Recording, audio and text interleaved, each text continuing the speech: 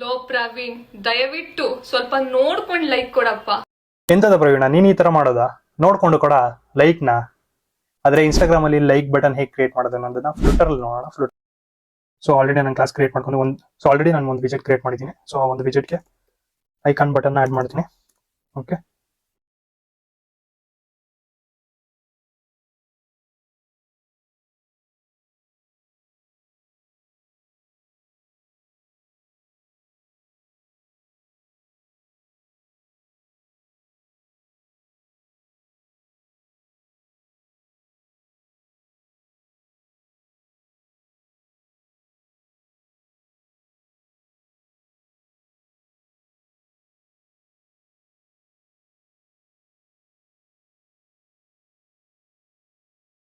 Okay ಇದೊಂದು ಇಲ್ಲಿ.